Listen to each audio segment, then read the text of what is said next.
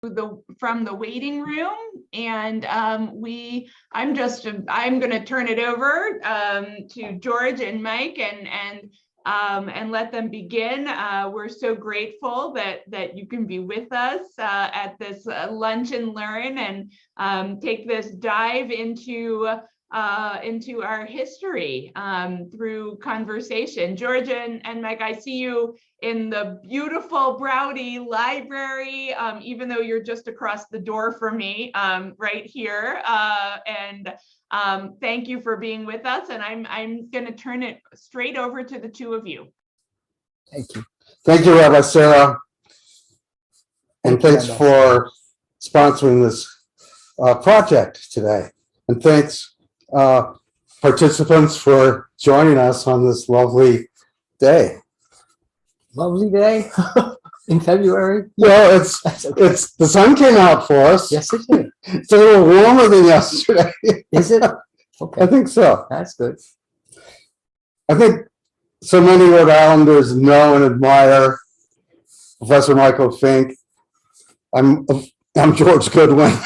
And before Mike and I begin to discuss a range of topics, I'd like to read an introductory statement, please, which Mike has not seen nor heard. Mike is one of my dearest friends. We met around 1988 when I was eager to learn more about his documentary film on Rhode Islanders who survived the Holocaust. I soon became much better acquainted with Mike by reading his numerous articles in the Jewish Herald, the Federation Voice, and a myriad of other local publications. In 2003, when I became the president of the Rhode Island Jewish Historical Association, I asked Mike to serve on our board, which he did briefly, as did eventually his wife, Lady Michael. But Mike and I became much better acquainted 2 years later, after I'd become the editor of the association's journal, The Notes. Mike, who was one of my predecessors, has written articles for every issue of The Notes since 2005, more than any other contributor. Our community has learned an extraordinary amount about what he honors and treasures. Mike and I became further acquainted in 2005 when he encouraged me to join the health club at the Marriott Hotel, where he swam frequently and chatted with staff and guests. It's hard to believe, but I too developed an exercise routine. Then in March 2006, I was encouraged to partake in an intellectual regimen. Mike and Bernie Bell, already good friends, invited me to participate in their early Saturday morning coffee symposia, or Havarot. Later, another dear friend, Mel Blake, joined us, and still later, some of Mike's former students.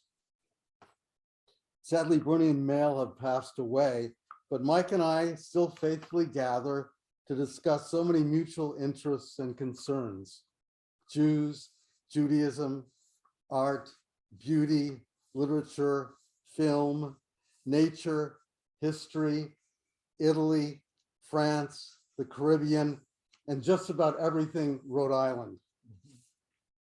I doubt that we ever resolved any of these amazing or daunting issues, but we tend to agree on the profundity, whimsicality, or absurdity of most things. Mike, perhaps better known as Mr. Risdi, has taught literature there for no less than 65 years, a record that will never be surpassed. He's still at it, as dedicated and engaging as ever. I'd like to think of myself as one of Mike's most faithful and grateful students, perhaps in some sense, a protege as well as a buddy. Friends, today we feel honored to invite you to experience some aspects of our weekly conversations as we reflect on synagogues, libraries, Jewish books, artists, and friendships. Of course, our symposia usually go with the flow, but today I've prepared some questions to guide our conversation. Thanks, Rabbi Mack, for welcoming us. Thanks also to Joey, our technical coordinator, without whom we would be utterly lost. And thanks also to Joanna Katsuni for being Temple's splendid librarian. Okay. Thank you for your sweet words. Thank you very much. Welcome. You're most welcome, Mike. Of course, we are seated in the William G. Braudes Library, and there always hangs this youthful portrait of him near the front door. And I'd like to think that his spirit and his family's spirit are with us this afternoon. Certainly, this magnificent library is a reflection of his love of Jewish knowledge and wisdom and books. So, Mike, before we talk specifically about your friendship with the Braudes family, please tell us something about your own religious upbringing and your early interest or degree of religious observance before the Braudes came into your life. Well, I was bar mitzvahed in 1946, and Where? at Temple Emmanuel, and the rabbi then was Israel M. Goldman, but he was supported by, and very soon after my bar mitzvah, he was replaced by or superseded. I don't know what's the tactful and proper term to use for that, but by Bonin, Eli Bonin. And what I respected about Eli Bonin, besides his elegant wife, who became my friend, but also the fact that he had been one of the pastors who had liberated the concentration camps. And so he brought the war intimately close to the year just before my bar mitzvah. And so I always, for a very long time, I would sit on the bus if I was taking the bus to my job at RISD, my early beginnings of my career at RISD. And I would always sit with Rabbi Bowman. So I have a good feeling about rabbis. I learn from them, and they open up doors for me. But we're here in a library, and I feel a certain protective quality about libraries. I think books are vanishing from our lives. And as things, I think visual information is in the hands of, I have kind of almost like a conspiracy theory about it. In a capitalist economy, you use an image for subliminal reasons to get people to buy something. And so if you jump from one image to another, you don't give the viewer a chance to contemplate the meaning of an image. A book requires patience, a contemplative, quiet moment to study the words and translate the words into your own image, your own images of what the story means for you. So I consider it an honor to be in a library that's named for Rabbi William G. Braudes, who became an important figure for me, not in the usual way that people look at the Reform movement at all. Much more interesting and complex than that for me. We'll get to those points in a few minutes. So were you a child philosopher? Yes, I was, actually. I was a child philosopher. Yeah, it's the only skill I had. Everybody in my family had manual skills, and they were very proud of their manual skills. And I was proud of their manual skills. But my skill was a more philosophical skill. But I don't say that as a form of self-congratulation at all, because the philosopher is the jester. He's the fool. Aesop was a slave and a fool, and his stories disguise their wisdom. I made believe that it was nonsense and children's stories, but it wasn't. And that was me. I could translate the Sunday night fairy tales that were being read to me, from Aesop to the Grimm brothers and all the others in between. And I would think about the deeper meaning of it. And that's what I do for a living. Indeed. To this day. Were you did you enjoy religious and Hebrew school at Emmanuel? Not really. No, not really. Like most Jewish children, they'd rather be out playing hide and seek than learning yet another language. But looking back on it, I have only very kind memories of Hebrew school. There was one remarkable teacher in the Hebrew school for me, the one I loved with all my heart, the cantor, Hohenemser. And he was also a teacher, a part-time teacher, a substitute teacher at Nathan Bishop Junior High School. And that was the era of my bar mitzvah. So I got to know Cantor Hohenemser. He was young then, but he brought dignity, he brought his magnificent voice, he brought his spirit and his depth to my early teenage years. But as deep, I don't want to put words in your mouth, Mike, but as deeply involved in the world of Judaism and Jewish life as I perceive you, you're not particularly concerned about the frequency or measurable observance. I fast on Yom Kippur. I keep my yahrzeit candles. I try to not forget when I get a message from Temple Emmanuel that there's a yahrzeit coming up. I try to be faithful to that. Right. And when my parents died, I kept my connection to the daily dawn and dusk services. So I'm not a regular, my wife is much more of a regular participant in the conventional services weekly, but we do keep Shabbat. We have a special Shabbat at home in which I put my special blessings on the departed and on the state of Israel and on those we remember and those who love us. And I list all the immediate family by name. I try to encourage and remind my wife to light the candles on Friday evening. Right. So I'm relatively observant. But it depends on what standards you hold me to. No, but I'm aware that the Passover meal is one of the highlights of your indeed Jewish year. Yes, indeed it is. Indeed it is. And it always has been in my childhood. It always was.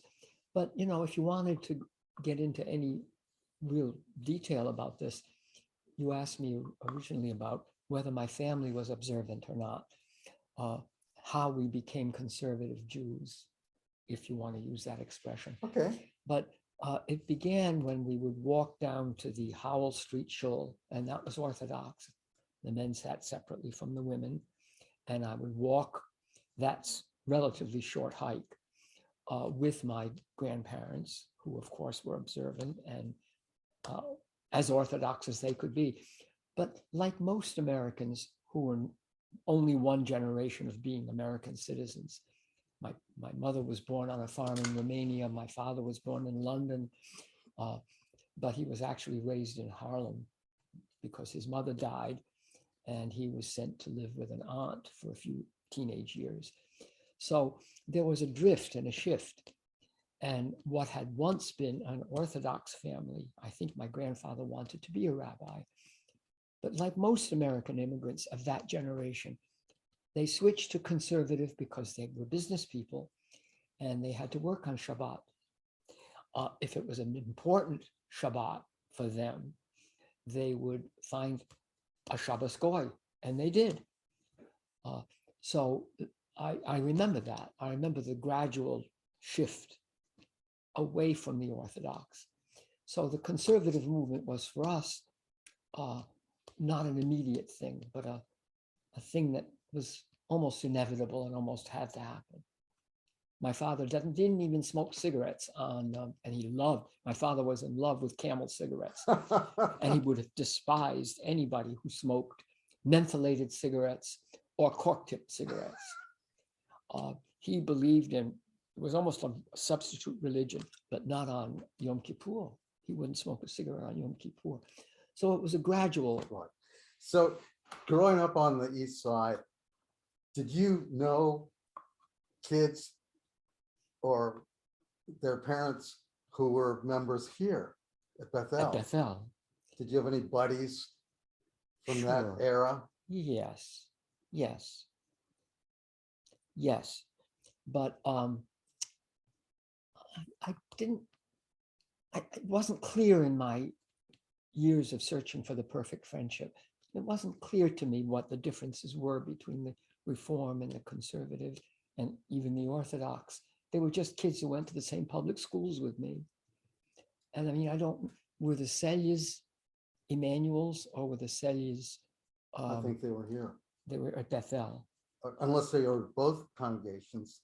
I don't know either. But did you come, for example, of course, this would have been pre-1954 when this magnificent building was constructed, but were you invited to a bar mitzvah on Broad Street, for instance? No. No.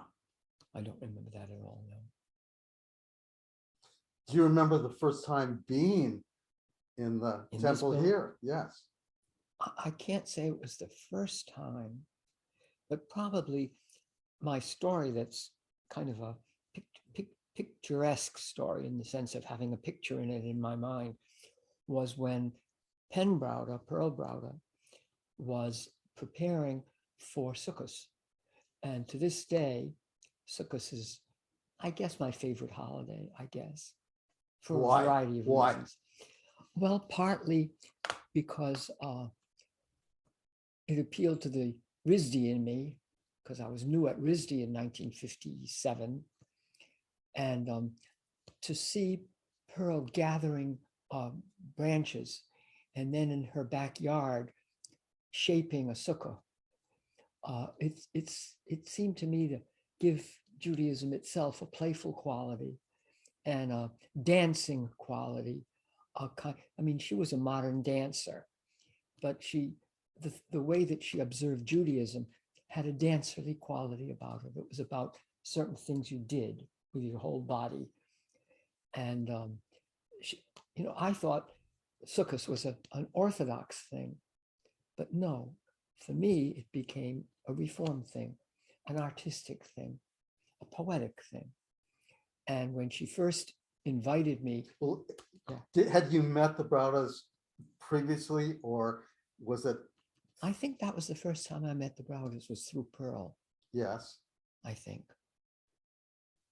I know she was also a student of art history, so maybe she was involved with the RISD Museum, for instance. I had been away from Rhode Island in more ways than one. I mean, I had chosen to go to an Ivy League school that was close to New York City and that was an escape from Providence. Most of us kind of partly look down, even though our heart is at home. We partly look down on the simplicity of our childhood neighborhood, and we want to get away from it when you go to college. At least I did. And New York was the tall city with the tall versions of the Superman building. So I had a very mixed feeling about Rhode Island. I loved it. I was profoundly rooted in it and attached to it in many different ways. But at the same time, I wanted to escape from it too. I also wanted to escape from it. So when I came back, a lot of things were new to me, and this building was new to me. It was only a year old.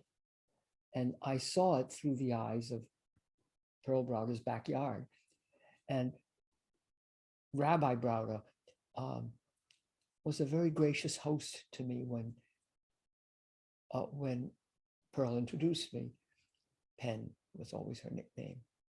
That was his nickname for her. Was Penn. Was Penn. Yeah. He coined that Yes. nickname. Yes. Because it was a translation, of course, from Penina, Right. which is a more conventionally biblical name than Pearl would be. But I want to come back as briefly as I can to not only the structure of this building, but what it meant to me then, because it was new. My brother was studying architecture at MIT. So I think the spirit of some of the students at Hope High School who were 3 or 4 years older than I was, like Jerome Spunt, Yes. and Donald Berengos, and there were a few others. The one that Pearl introduced me to again, Ravenel, they called him Cappy Ravenel. And they were held up to me as brilliant successes intellectually, but now they were socially available to me, and I became friends with them, with their wives, with their households.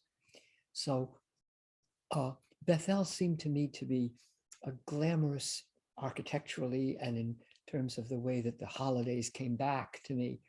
They didn't seem limited to Camp Street.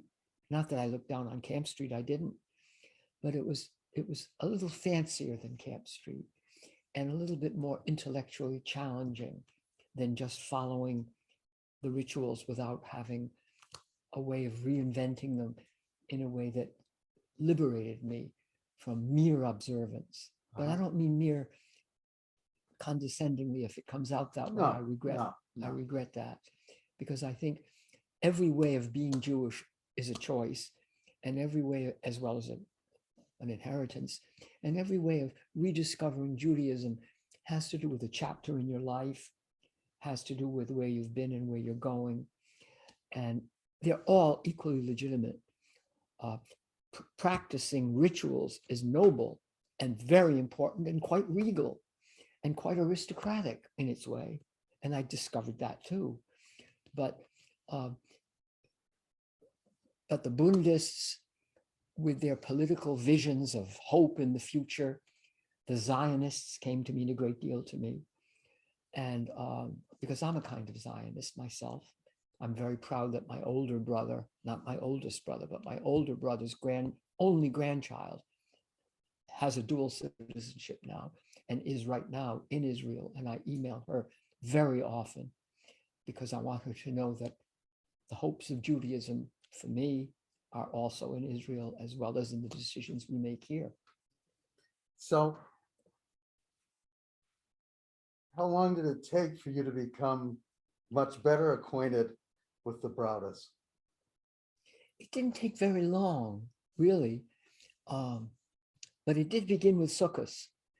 And then it became, it was really Rabbi Braude, who encouraged me to actually spend a summer on a kibbutz.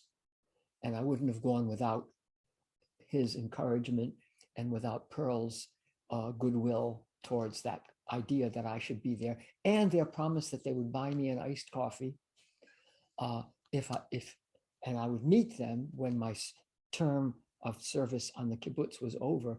We would meet in Tel Aviv at a certain cafe, I forget the name of it, and they would treat me to an iced coffee in Tel Aviv. It's a long way to go for an iced coffee. It's okay. So, My relationship to coffee is like my father's relationship to Camel cigarettes. but before you went to Israel for the first time, were you a guest in the Braudes home for Shabbat dinner? Oh, yes, indeed I was. And he would always bring 3 roses in a vase, put them in a vase for his 3 sons. And I think they were also grieving for the death of a daughter.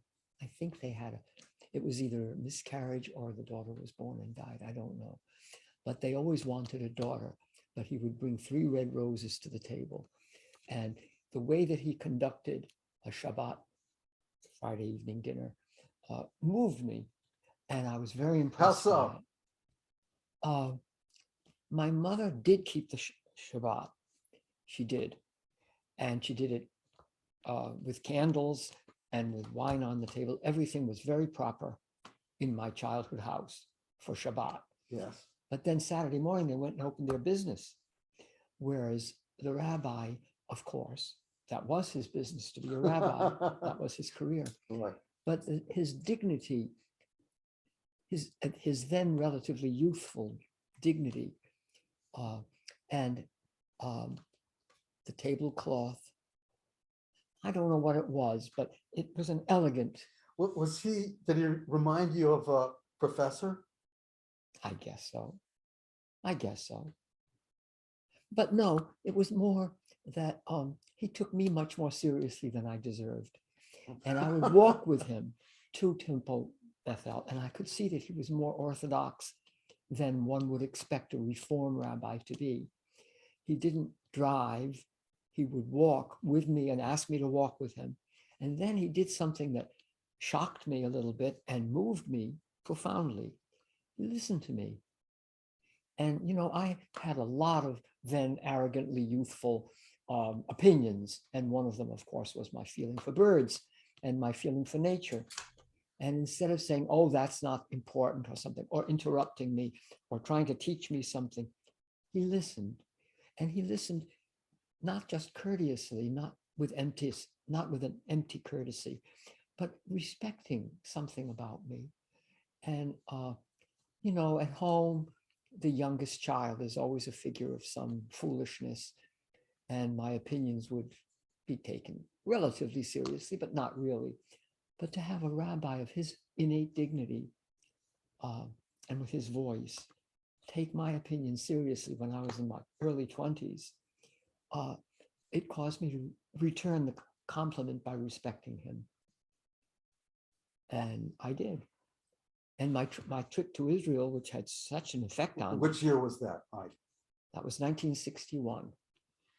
So it was only, it was a few years into my friendship with the Why was Braudes. it that year? Why was it? I don't know. I think maybe it was because I had finally gotten a full-time job at RISD. Until then, I was part-time and I was a graduate student. And so I had enough. I know why. I know why. That wasn't the proper answer. The answer is that's the year that my brother got married. And my Which brother? Chick. So therefore, I'd been to my oldest brother's wedding. Now, of course, I had to be at my middle brother's wedding. And I went to Israel basically with the obsessive desire to bring back a flying carpet as a gift to the bride and groom. Because a flying carpet, my grandmother, who of course was Orthodox and lived up the street, she had a toy. It wasn't a toy, it was a table decoration of a flying carpet. And a lot of people did. It was one of the fancy Art Nouveau symbolic thing. Yeah. A flying carpet. And I had decided that if I went to Israel, as the rabbi urged me to do, as Braudes did, I was going to bring back a flying carpet for them, for their new apartment that they were moving into. They were leaving me, so I was going to bring them a flying carpet for their future. It just struck, the poet in me. I did. I wonder if my sister-in-law. Did they appreciate it? Yeah, I think they did. I hope so. So how long were you in Israel? I was in Israel, I think I left in June and I came back before the wedding, which was in July. So I must have been there 6 weeks. I think it was 6 weeks. And where were you? I started out in the kibbutz in the Galil called Sasa, and it was basically Canadian. So there was English spoken as well as obviously Hebrew spoken. And Was that it a coincidence, given your Canadian ancestry? maybe, I don't know if it was a coincidence. I don't know. But it was very hard work. You had to wake up at dawn and go out and do all these things. And it was pure communism. The kibbutz was communism. I was surprised that the first country to recognize Israel was not Russia. I would have thought it would have been Russia, because the ideals of the Russian Revolution were completely expressed by the conditions in the kibbutz. You didn't even own your own clothes. It was like a child in summer camp. You didn't own your own job. Whatever you did would be recycled by somebody else the next week. You didn't even own your own children or your own bed. Everything was shared. It was pure communism at its most extreme. And did this appeal to you? It appealed to me philosophically. And so the barracks in the cabin I was living in there was a Danish visitor. I remember him. And there were teenagers or young people who were basically traveling around the world, and Israel was the chic place to go, and the kibbutz was a chic place to be. But then after a little while, I wasn't feeling well physically, and I left, and I went to meet Joel Braudes, where I had a job waiting for me as teaching English in a school in Tel Aviv. I didn't practice this, so I'm answering your questions out of my memory. And I was teaching English, and that was good. But Joel was supposed to meet me. Joel was always late. He had a motorcycle, but he was always late, and I would always be afraid he wasn't going to show up. What was he doing in Israel? He was living there. He made Aliyah, so to speak? Not properly Aliyah, I don't But think. he was living there on a long time basis. And yes. And he was living in Ein Karem, which is an offshoot of, it's in Ein Karem. It's near the Hadassah Hospital. Yes, I know where that is. And he was living in a house with a professor who owned the house. And it was as wonderful as the kibbutz had been. This was wonderful in a slightly different way, in that the air conditioning unit was from the Arabian Nights. It was a large ceramic jar, and as the water evaporated, it would cool the air. And everything about it was Arabic, from the old Arabian Nights, from the children's books that were read to me on Sunday nights at 12 Creston Way at my birthplace, or my early childhood home. So it was a very romantic place he was living. I don't remember the name of the professor that he was living there with. But I did write an article that summer when I came back for the then RISD alumni magazine. The editor was Stan Haste, who was a musician in the Dixieland bar downtown, and whose daughter was my classmate at Hope High School. And he published my story about my son that summer, the summer of '61, in Israel. Then I met the rabbi in Penn, Bill in Penn, for that iced coffee. And there was one night when I had a very strange adventure. Joel was a naughty boy. Let me just mention for our listeners that, of course, the Braudes family consisted of 3 sons. Yes. Joel, the eldest, was born in 1940, Benjamin, 1945, Daniel, 1948. Okay. Well, what was I saying? I was talking about getting my story published. And I was Joel and his motorcycle. Thank you. He would always keep me waiting, but then once he'd find me, he would take me on real adventures, because he was an adventurous lad at that time. I think he took me on I remember everybody that he introduced me to. There was a guy who lived in a cave, who was a Holocaust survivor. I remember him. And I didn't exactly write notes down, but I had a very good memory when I was young, and I remember everybody that I met. Did he have girlfriends? Yes. He always had girlfriends. Yes. Yeah. I don't remember their names for the moment, not for the moment. But there was one time when he wanted me to break into the little chapter that I left out.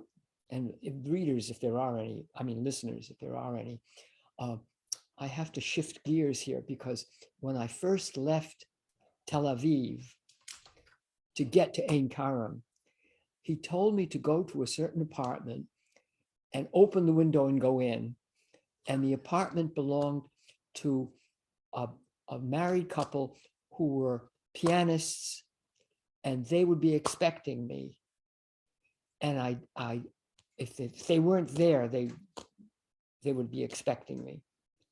And I actually broke into their apartment and slept there. And they found me there, I think. When I came back to write that story, I put in every little thing I could think of that had happened. And of course, I had time to organize it better than I'm organizing my answers to your questions. This is more like a Dada collage because I'm taking things from one. Yes. There was one night when I slept in a car, I think, or on a park bench in Israel. And you know, when you're in your early 20s, you're an adventurer. You'll do anything. You'll try anything. And so when I wrote that down, I was embarrassed when the editor, Stan Haste, printed it. And I thought, this is going to get me in trouble. This is going to get me in deep trouble. First of all, it's too Jewish. You know, every Jew in America wants to hide his or her Judaism. You know, that's why you change your name, or your father changes the name, or your grandfather does. You change your nose, you change your, you know, you don't want to be obviously Jewish. And I thought, now I'm coming out of the closet. Everybody's going to know that Mike Fink is Jewish. And the president of RISD sent for me. This is all true. This is true. He sent for me. And I thought he's going to say, why did you write such a story? It's nothing to do with RISD. Why did? Instead, he loved my story. And he actually, it was then that he expanded my contract into a full-time contract and gave me a raise. And I was afraid to tell my department head because I thought he'd be jealous. Who was this president? Do you remember? John Fraser. John Fraser. John Fraser created my career because of that article. But it brought me great good luck.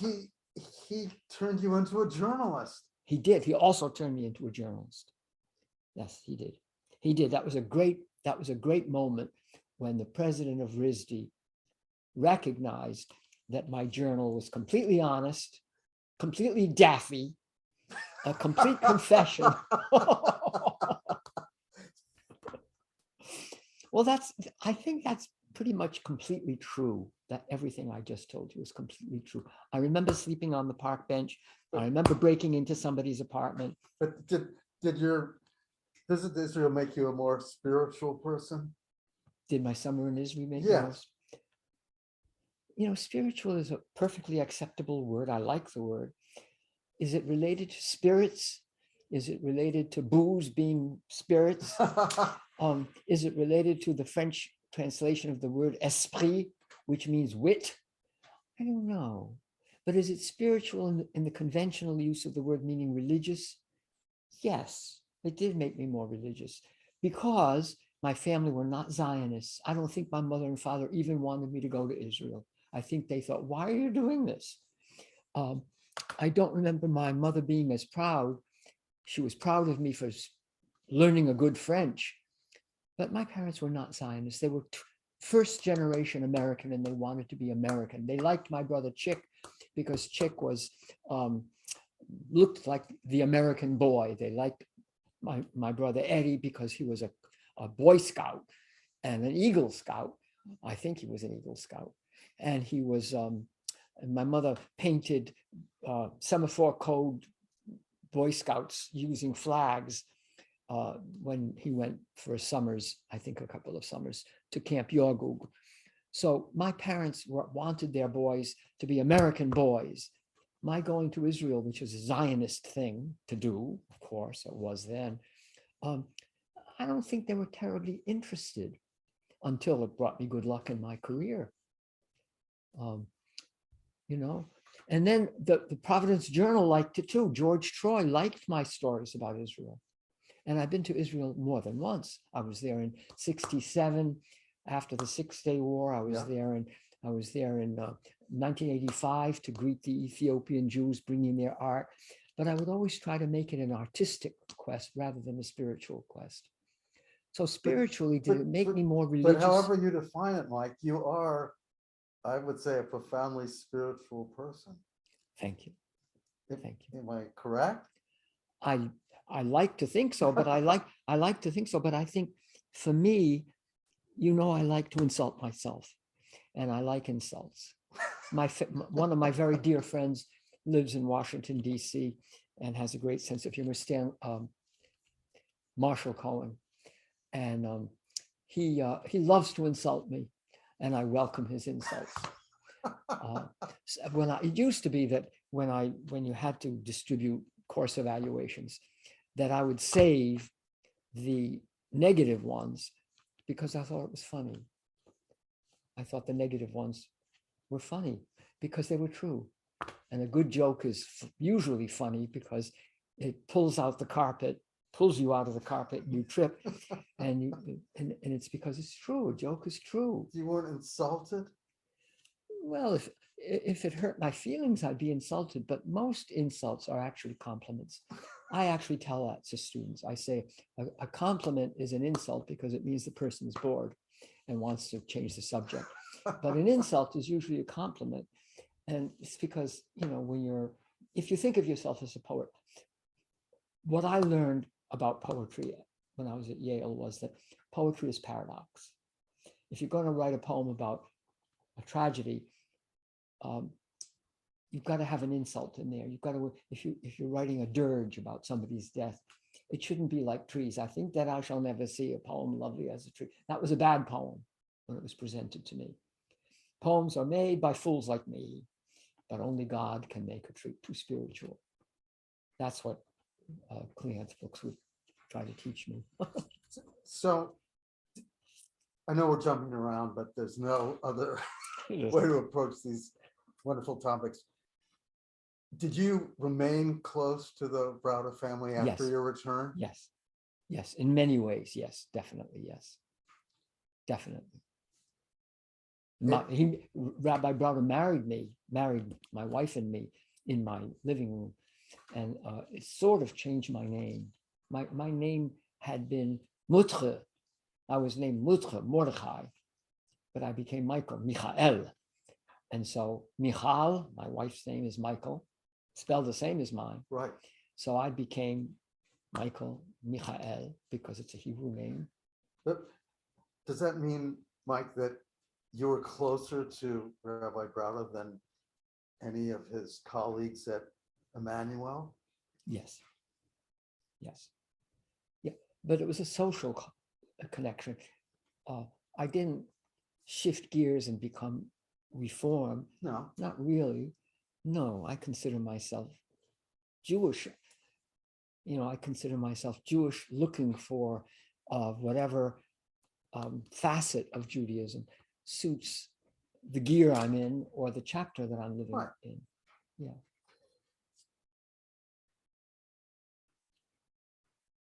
But eventually your relationship with Braudes decreased?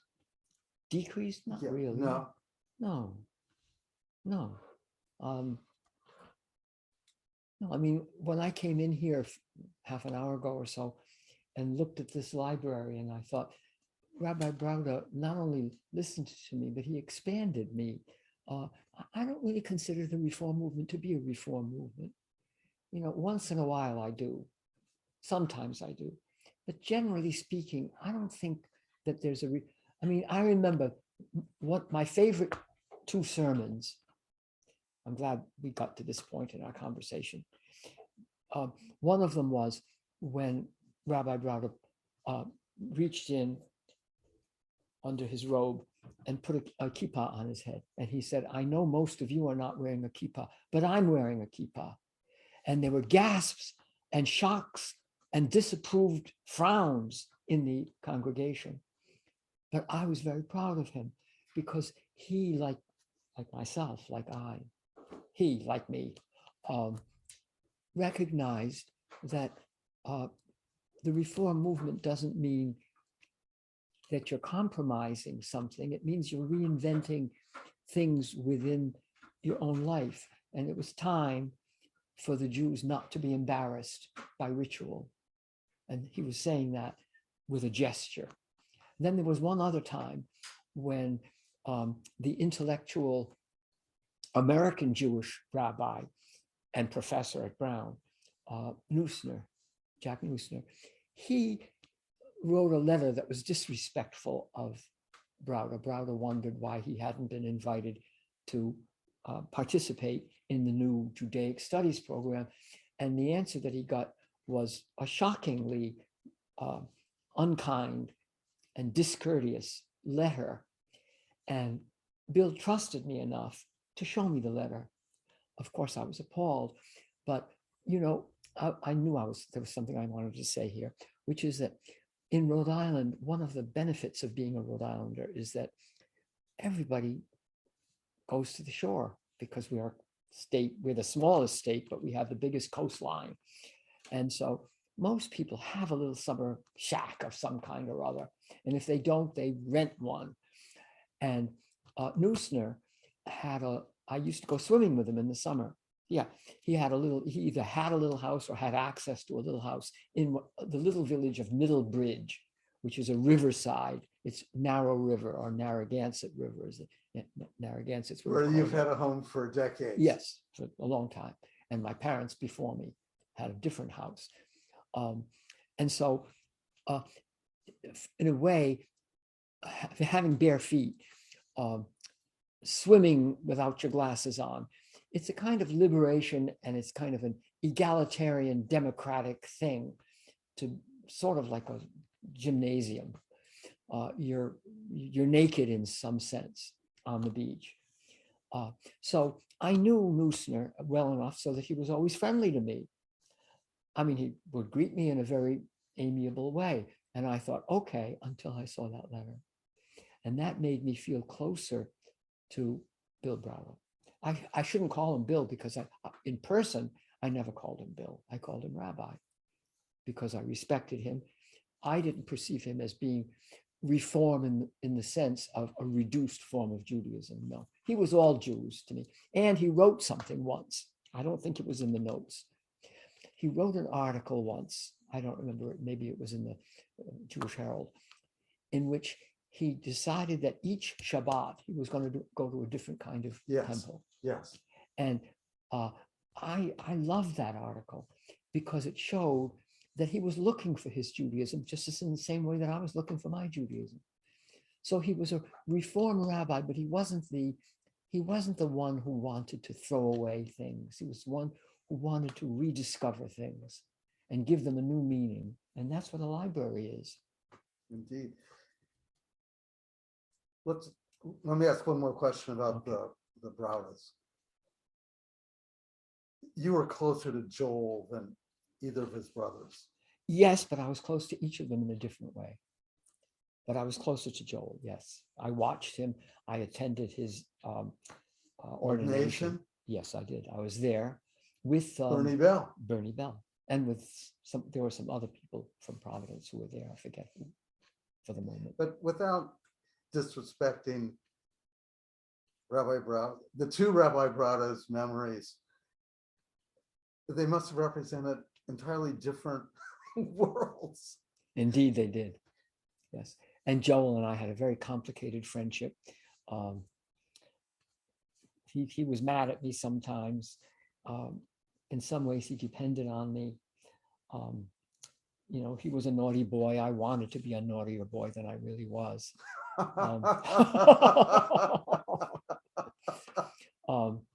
And sometimes we'd go out for coffee and he'd write down notes on what I was saying, and I knew he was stealing my ideas. I didn't mind in the slightest, but I knew that it wasn't quite kosher to use me as a consultant. It wasn't the right thing to do. But it was just Joel being a kind of contemporary. I mean, he was younger than I was, He used to ask me sometimes to do things that I wasn't willing to do. You know, he was a bad boy, but he was, you know, if you're as mystical as I like to think I am in certain ways, I think the very fact that he was a rabbi's son and that he became a rabbi, I don't take degrees lightly or heavily. I think it's an achievement.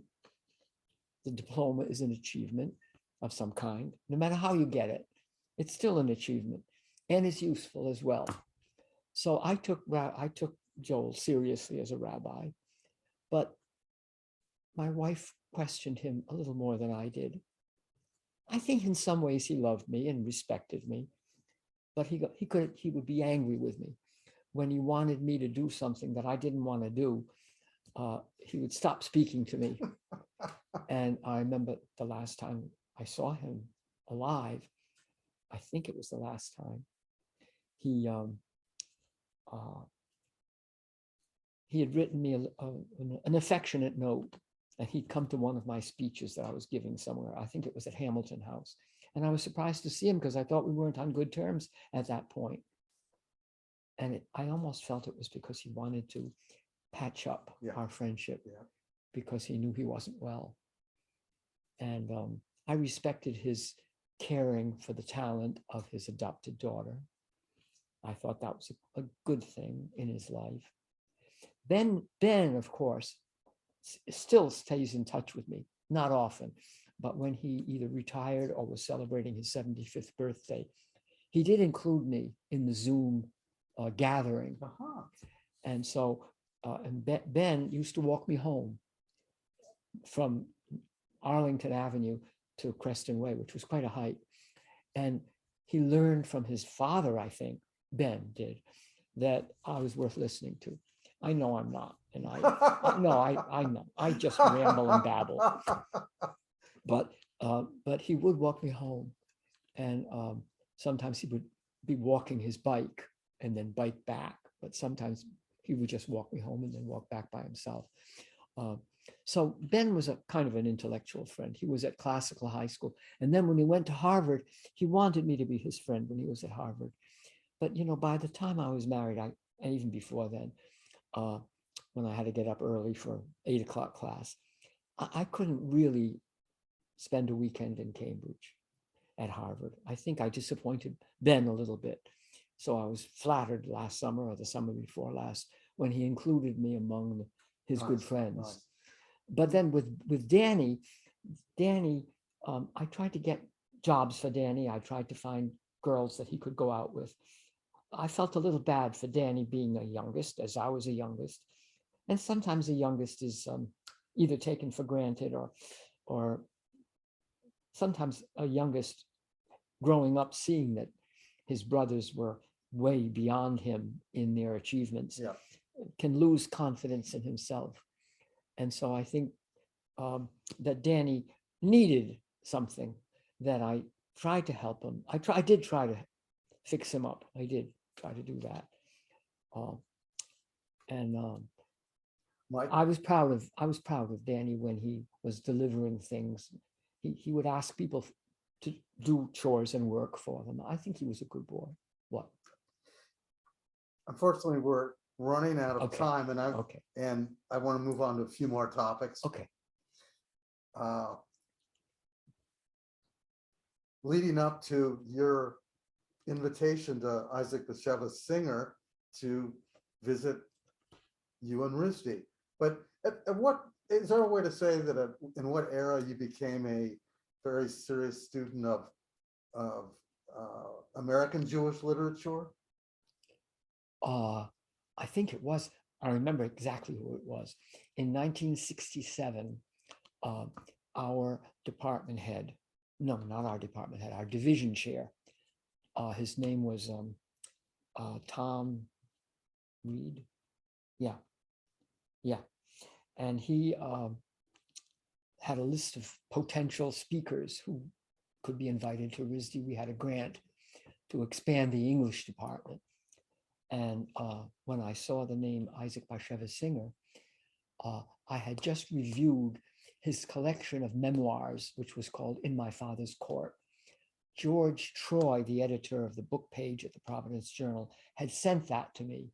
He would send me bird books, he would send me French novels, and he would translated because there was a lot of creativity and the rediscovery of the French novel. And then he would send me books of Jewish interest.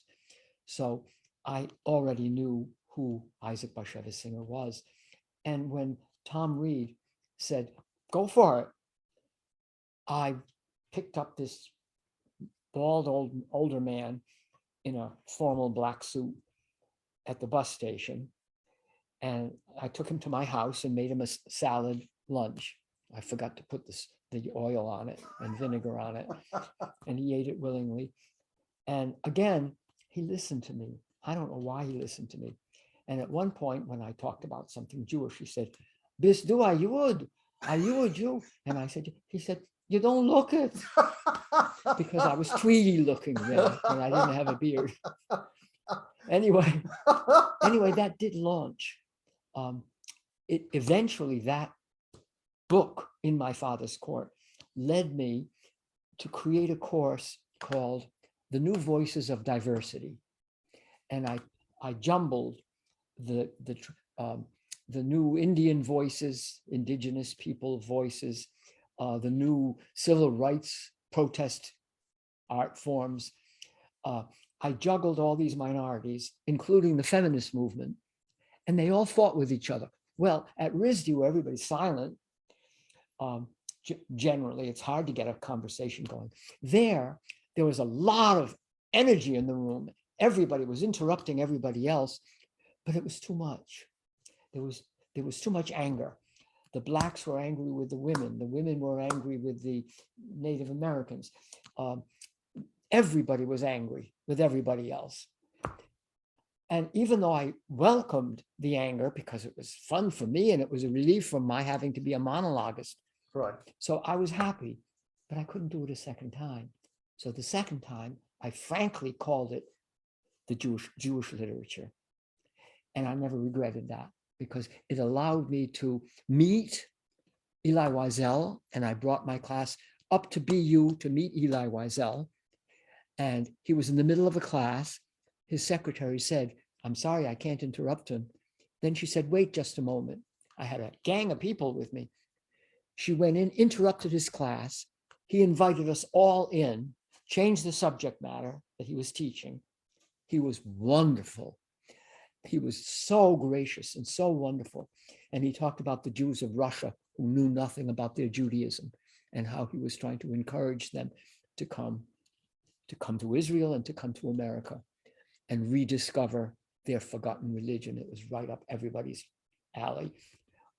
And little by little, the one that I don't want to leave this conversation without mentioning, the hot one right now, which is the Mouse Books, Art Spiegelman. Yes. I brought him to my class, and then I brought him as an honorary speaker at the commencement 4 years later.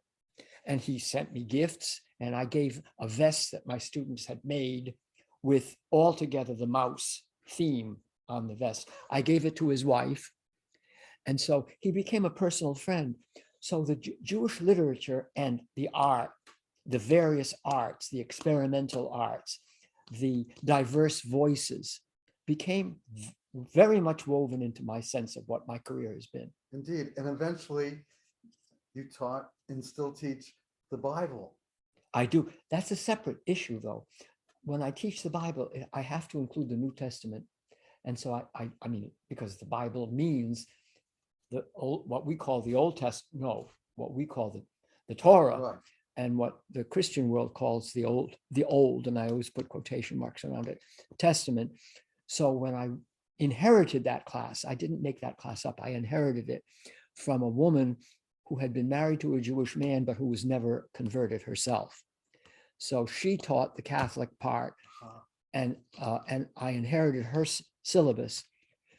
So what I did was I showed Pier Paolo Pasolini's version of which he called, what did he call it? Anyway, I used that film, and I tried to mix in, because film is so much a part of my career, especially documentary films, but I would mix in New Testament themes through film mostly. The Jewish Cardinal was one of the films I show in that class, in that Bible class. And I try to show how a rabbi can become a cardinal in the church over his father's objections. So there was still a memory of the new voices of diversity in the way I taught the Bible and still teach the Bible. Let me, I know. a few more questions, Okay. please. One of your favorite courses is about birds. Yeah. Birds and words. Birds and words. I sometimes call it birds and words, and I sometimes call it birds in books. Tell us about it, please. Okay. Well, one thing is, one of my childhood books was called Christopher the Canary. And when I told a class, because sometimes I get a little too, as you know, all of you will probably recognize, I get a little bit too autobiographical, I'm sorry. But all poets eventually tell the story of their own life, as did, I could quote that in Robert Frost's poem. But anyway, this book was Christopher the Canary. I remembered the book as being about a canary that escapes from its cage, flies around the whole world, and then comes back to his cage. And I thought, gee, that's going to be the story of my life. That's what I'm going to do. I'm going to travel all around the world, and then I'm going to buy my parents' house, come back to it. And that's what I have done. But thank you for laughing. But my theme about that is that two of my students, I know you're getting ready to ask me that question about why my alums love me. And some of them, a lot of them do. But let me tell you about this first. Two of my students actually found that book, and I had remembered it wrong. Actually, in the original book, I got two of them in the old ones, battered up old books, and I have them. But it doesn't manage to fly around the world. It just flies around the block. And the squirrels are annoyed by it and are aggressive towards him.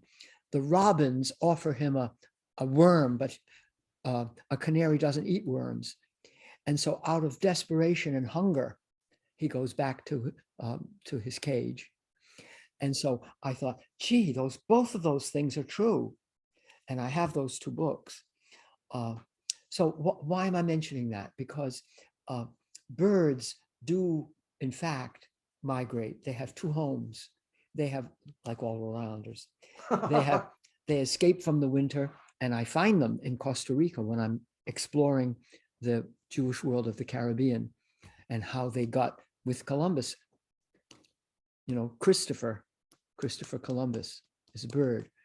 So the birds and the Jews share in common endless migrations with a longing to return to the place where they were born, which they do.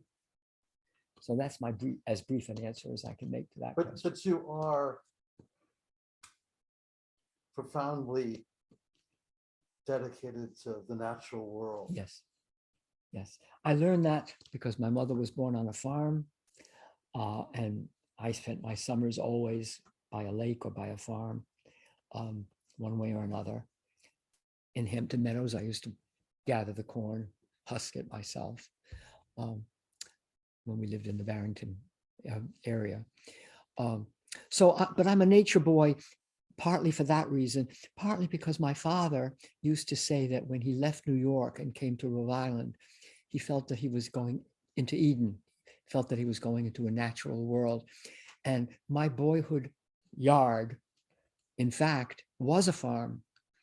It was a farm, and it was a wilderness.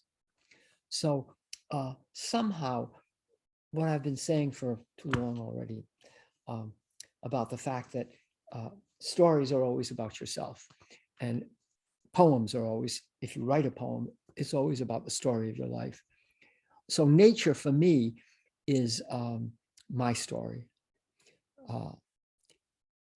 My favorite book, I just found it a little over an hour ago there, is a children's version of Noah's Ark. And my grandson, my only grandson, is named Noah.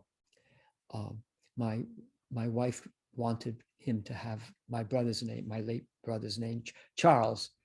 So my wife calls him Noah Charles. So that's got the memory of my older brother, who was an architect and a colleague of mine at RISD, and a protector of mine when I was a little boy, afraid of my bicycle.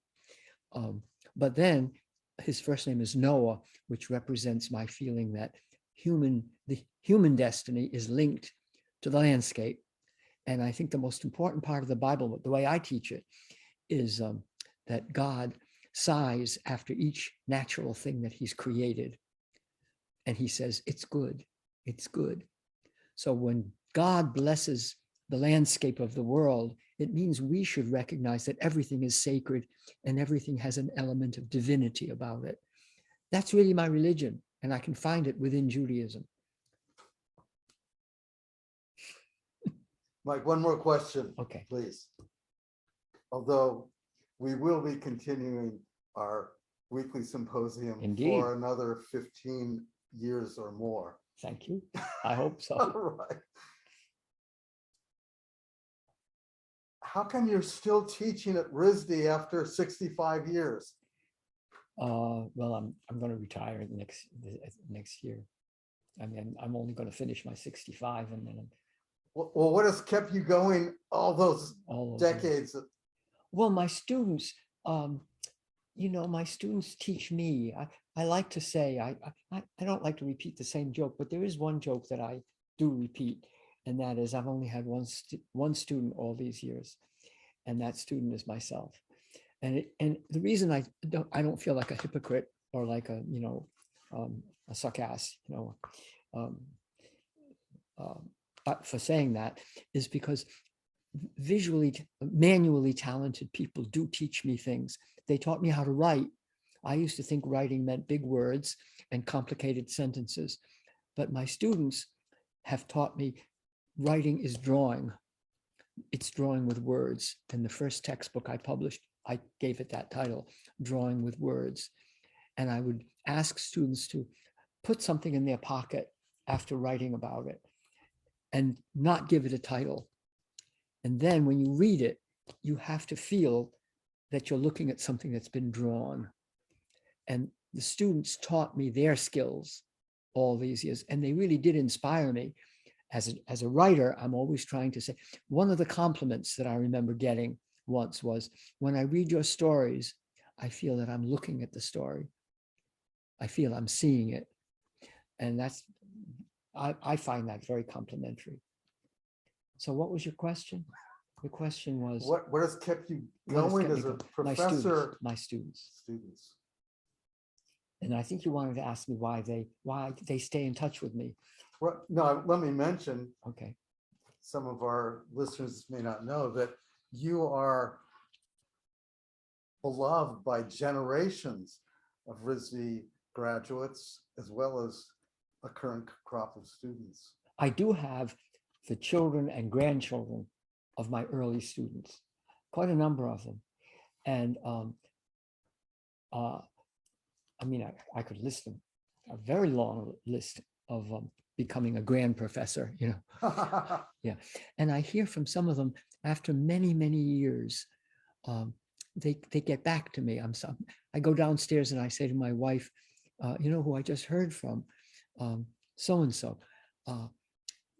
what do they get from me? I don't know. I think what it is the same way that I appreciated the fact that the rabbi would listen to me even when I was young and stupid. Now I'm old and stupid. But the students, they knew that I took their writing very seriously and that I learned from them. And I mean, everybody says this, every psychologist and every letter to the editor, advisor tells you that listening is an art. But the students come in to visit me because I listen to them and I admire their work. I always go to their openings in Woods Gary Mansion. I always go there and I always stand for a long time in front of their work and discuss it with them.